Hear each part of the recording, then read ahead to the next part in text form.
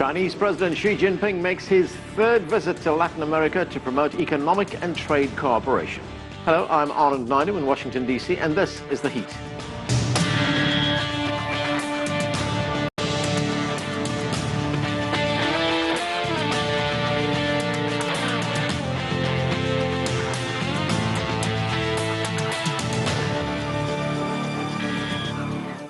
China is hoping to take its economic relations with Latin America to the next level with this week's visit by President Xi Jinping to the region.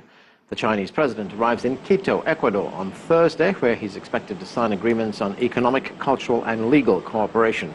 President Xi will also travel to Chile and Peru, where he'll attend the Asia-Pacific Economic Cooperation Leaders Meeting known as APEC.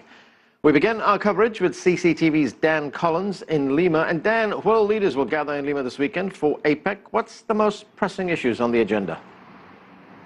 Well, what's happening this weekend in APEC is very much affected by the news of the week. Last week, the US election and the shift in policy that everyone is expecting from Donald Trump, the US president-elect, who has voiced opposition to the Trans-Pacific Partnership, which otherwise known as the TPP. That's the flagship trade agreement of the Obama administration. And many analysts here are saying it's very unlikely that that agreement will be ratified by the US Congress next year, and it's effectively a dead duck. Now, the agreement includes 12 APEC members, but excludes China. Obama is expected, we understand, to be holding a meeting on the sidelines to talk about the future of the TPP, but it does offer an opportunity for China to play a more leading role at these talks. China will be pushing for another agreement called the Regional Comprehensive Economic Partnership. That includes member states from Asia largely. It also includes India, which is not a member of APEC, but it excludes APEC members in the Americas. China will also be pushing for the FTAAP, which is the free trade agreement of the Asia-Pacific, which includes all 21 APEC members. But what we may see here is China playing a more important role not only as a major economy, but also as a champion of free trade. APEC senior officials here at APEC have voiced concern about what they see as a rising tide of protectionism in the wake of the US elections last week. Dan, this is President Xi Jinping's third visit to Latin America. What does China hope to convey to the leaders of the three countries the president will be visiting, Ecuador, Chile and Peru? China wants to be seen as a strong and stable partner and a stakeholder for the long term. And now we all know that the relationship started some 15 years ago, and based on China's needs for raw materials and Latin America's big supply of them. China has shown that it's continuing to invest in that sector despite dropping commodities prices, particularly in Ecuador, whose economy is basically based on oil.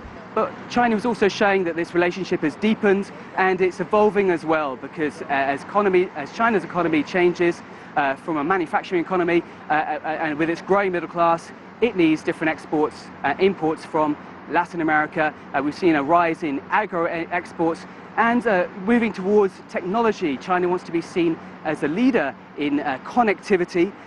Facebook's Mark Zuckerberg will be here at this meeting. He'll be talking about connectivity, and that's where China wants to play a leading role, because we're talking more about e-commerce now, getting countries in Latin America more connected. China also wants to be seen to be building infrastructure in Latin America, something which Latin America very much needs, particularly in Ecuador and Peru. And China is clearly going to play a leading role in these talks and be seen as a leader trying to help other developing nations, not just in the Americas, but also in the Asia-Pacific region. Thanks, Dan. That's CCTV's Dan Collins reporting from Lima. For more on the expectations of the APEC meeting from Lima, we're joined by Gonzalo Gutierrez. He served as the Minister of Foreign Affairs of Peru and was Peru's ambassador to China. Ambassador, thanks for joining us. Hello, good morning. Now, Peru is the host of this year's APEC meeting. What would the country like to see achieved at this summit?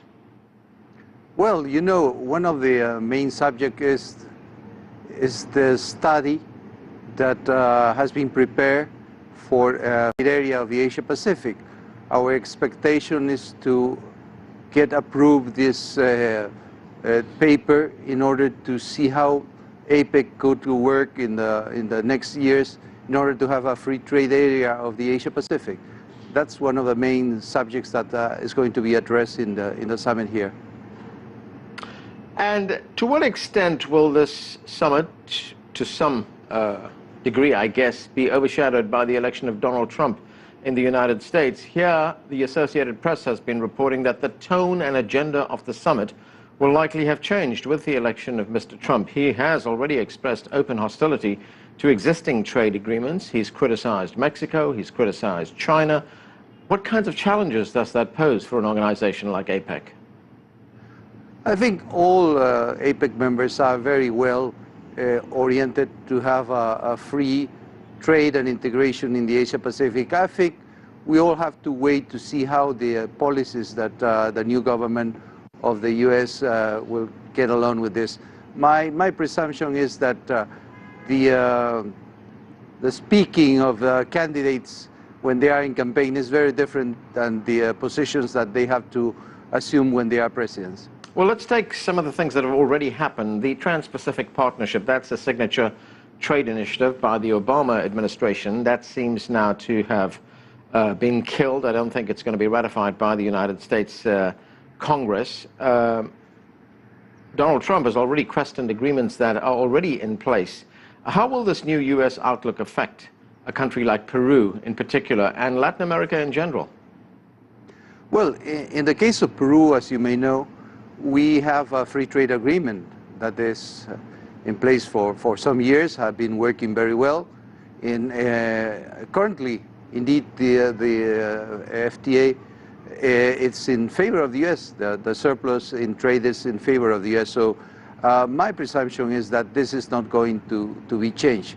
As I said before, my presumption is that the U.S. government, the new U.S. government, will take measures, but with great care.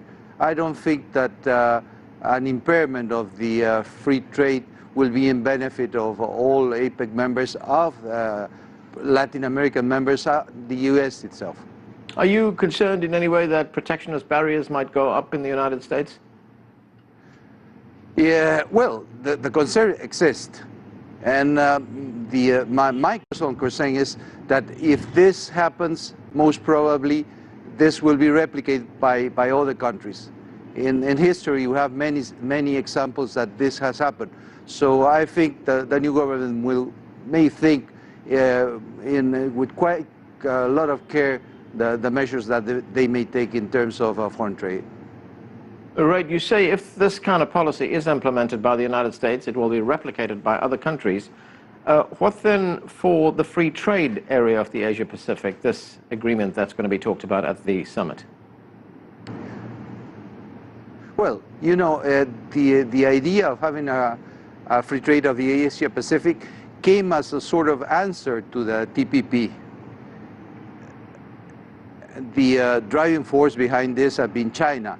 And most of the countries in APEC, I would say the majority of the countries in APEC are in favor of having a free trade area of the Asia-Pacific. So most probably if TPP doesn't work, the possibility of having a free trade of the Asia-Pacific increase in possibilities.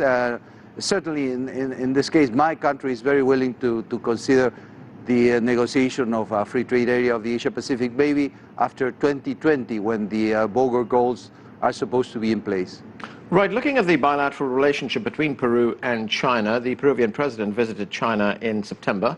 He welcomed Chinese investment in Peru, especially in the mining sector, in refineries in Peru. How important has China's investments been for Peru? Oh, very much. You know, China now is the largest investor in mining in Peru, but the message that President Kuczynski gave in China, which was his first visit abroad, was not only to invest in natural resources, but to as well make investment in new areas related to industrialization, to technology. That's what we are aiming to in Peru. Now, Peru also wants to become a member of the Asian Infrastructure and Investment Bank, the AIIB. What kind of benefits will Peru get out of that? I think this tool would be a great instrument to promote investment in the Asia Pacific. Peru already present all the documents in order to be a member of the this new bank promoted by China. So I think the bank would be an excellent opportunity for China and other member countries to increase their investments in Latin America and especially in Peru. Are there expected to be any other discussions at the summit on issues like terrorism or the Paris Accord on climate change? Well, the main subjects that are in the agenda are related to connectivity, and there I think it's very important to talk about the possibilities of linking initiatives like the Belt and Road from China with Latin America. My personal perception is that the Belt and Road would be excellently complemented in Latin America with a link with the Pacific Alliance countries. Also, there will be a discussion on small and medium enterprises, how to make a higher participation of these small and medium enterprises in trade in the Asia Pacific. Ambassador, what are your broad views on the entire issue of globalization? We saw many millions of voters here in the United States during the last election blame globalization for the loss of jobs in the United States. Yet, if we look at what globalization has done, I mean, there are very good studies that have shown us that globalization has lifted more than 500 million people out of poverty in this region, in the APEC region. So, do leaders have to do a better job now of selling the benefits of globalization? Well, maybe so. I can tell in the case of my country, in a few years, the level of poverty has reduced in more than 50%. But as well, globalization may have a negative impact in some sectors. I think the role of governments is to promote the measures in order to have a better social inclusion for those sectors that are not benefited by globalization. Ambassador Gonzalo Gutierrez, thanks for joining us, sir. We are going to take a break right now. Coming up, we'll have more on President Xi Jinping's visit to Latin America. Stay with us. You're watching The Heat. Welcome back to The Heat. Chinese President Xi Jinping is visiting Latin America this week with stops in Ecuador, Peru, and Chile. The Chinese president will also attend the APEC economic leaders meeting in Peru. Joining us now from Lima is Victor Ai. He's an international commentator and a former television host with CCTV's Spanish channel. From Santiago, we're joined by Sergio Bitar. He's the president of the Chilean Council for Perspective and Strategy. And from Quito, we're joined by she's the director of the Center of International Relations at Ecuador's Institute for Advanced National Studies. Thanks to all of you for joining us. Victor, let me start with you. How important is APEC to China's efforts to integrate its economy into the Pacific region, especially developing countries? Okay, Anand, thank you very much for having me here. Right now, it's my first time visiting Peru and Lima and to participate in this APEC CEO Summit. And I believe this CEO Summit of APEC is as much as important as the whole China strategy to the world, especially for the new era of globalization. I believe China is trying his best to do more things globally, not just in Asia, but also in Europe. Now we're talking about the Belt and Road initiatives, but more in a bigger picture, we're talking about a new relationship between the countries with the 21 countries in the zones in the Asia-Pacific area. I believe it is an important role for not just only for China, but also for new opportunities in those countries, especially in Latin America, like Peru, Ecuador, and Chile.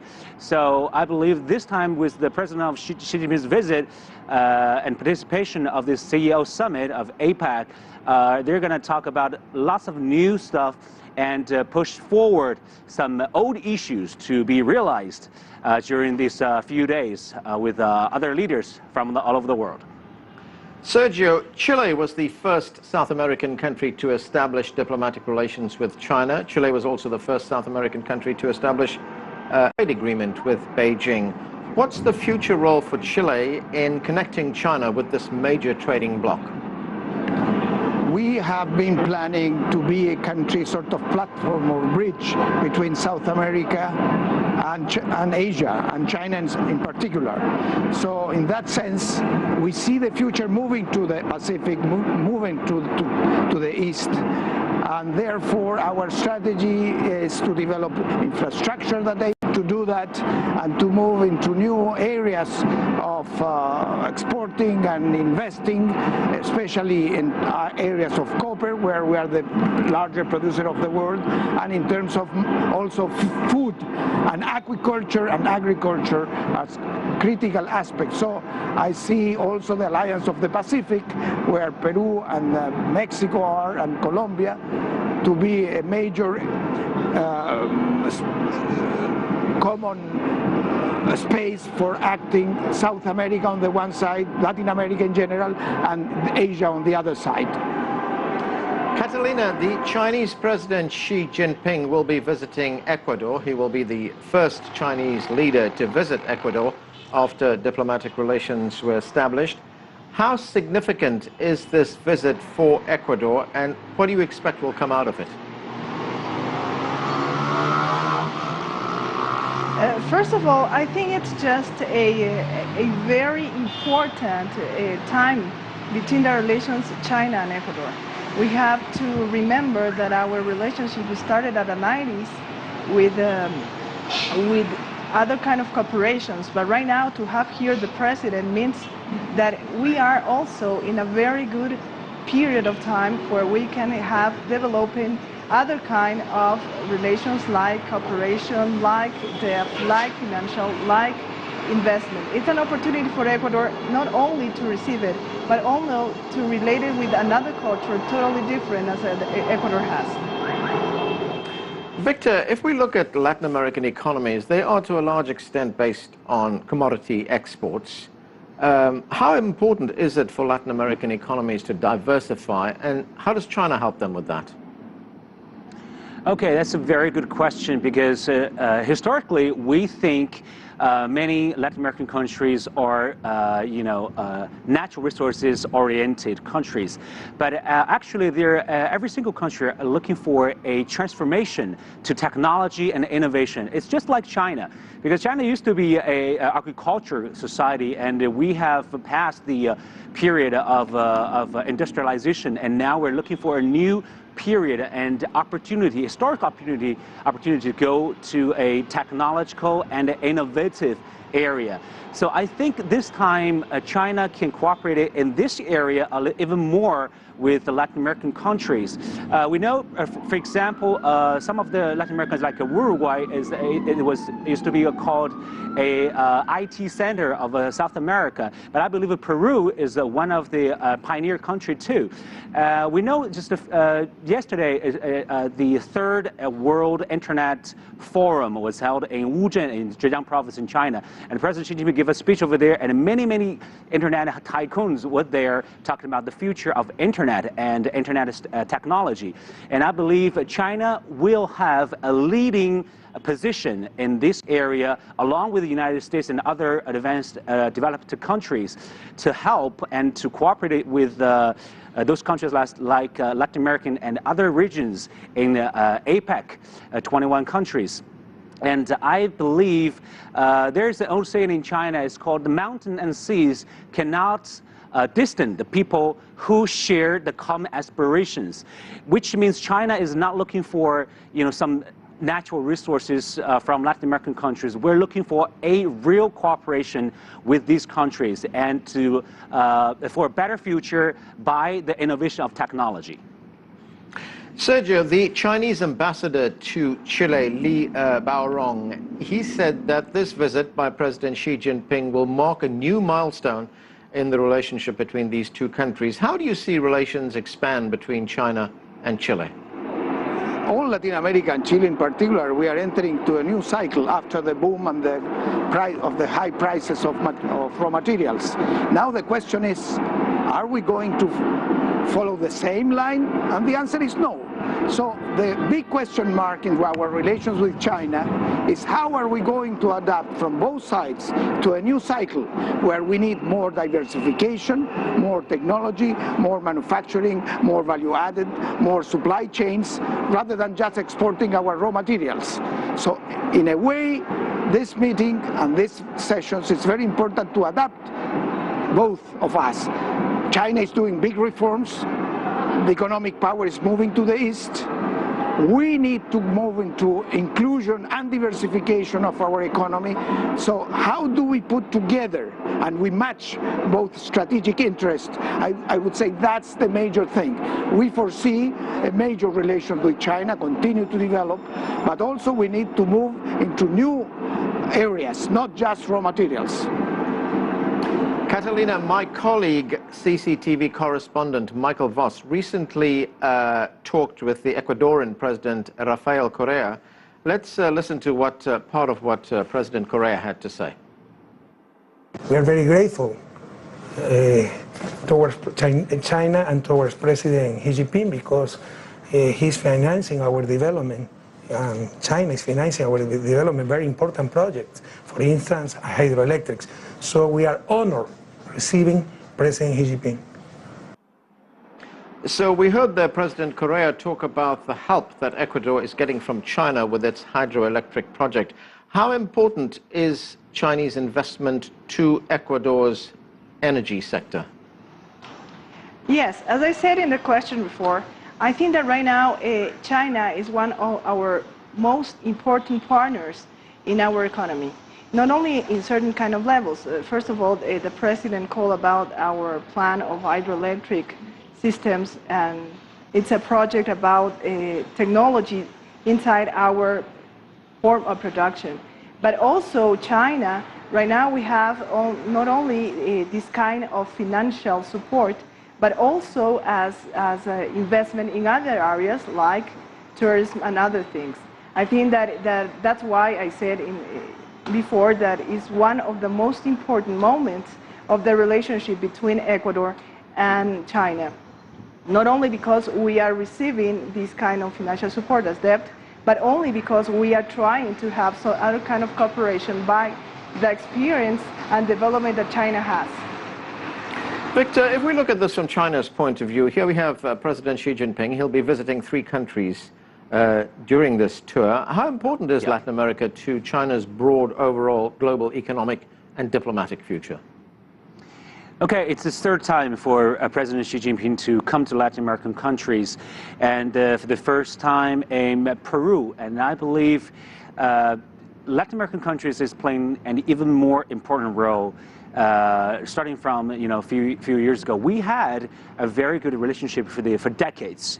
Latin American countries established the diplomatic relations, of the first group to start with New China, People's Republic of China. But we're looking for new opportunities now after entering into the 21st century, not because we were old friends, but also we are new partners in development.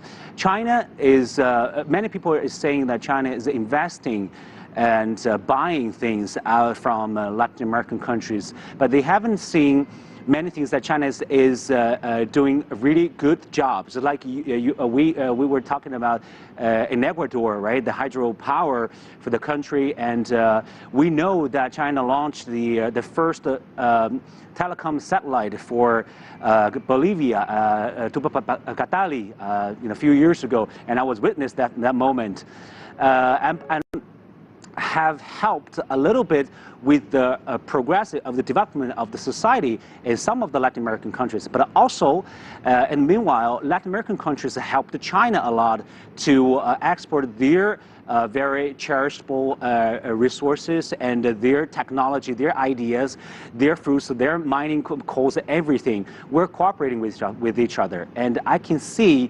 the importance of Latin American countries, especially these 3 that President Xi Jinping is about to visit, will play more and more important role in the near future. And besides that, next year we can even see in 5 years the growth of the trade between China and the Latin American countries will have a huge and magnificently growth in the future, because we had a plan. Last year in 2015, when the first China-Latin American Forum held in China, President Xi already set up a mark, a number for 500 billion US dollars in 2020. So it's a lot of money, it's a big number, and I believe we will have a great future, not just for commerce, for trade, but also for humanity, for the exchange of students and other things. It will be a strategic and even open-minded cooperation. Sergio, of course, we are hearing that this expansion in the relationship between China and Latin America goes beyond trade. We keep hearing about connectivity between Latin America and Chile and China are looking at a proposal to connect the two countries via fiber optic cable. What do you know about that, and how important is that? What does it bring?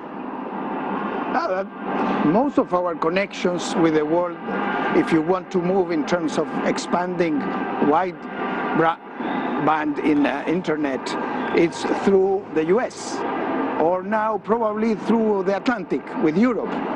We need one in the South Pacific with China. So one of our projects has been talk to Chinese and see if we can do something that connects the South Pacific with a fiber optic cable, Chile and China. And all this is part of how we see the future. We see the future moving to the Pacific and to Asia.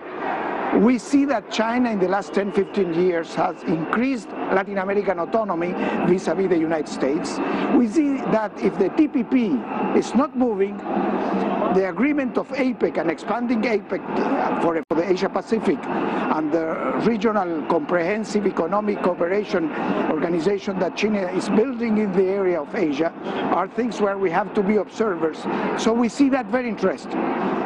Space, but more than that, it's the cultural aspect. I was honored as a Minister of Education to sign, I think, one of the first agreements with the Minister of Education of China to start teaching Chinese in Chile, and that is going on in all that. In order to build cultural links and economic links beyond that, we need to know each other more, and we need to know more the language, Chinese, the culture of China, the desires, the products they need, the way they think. And I think that is very important for the future. It's not just economic trade and investment.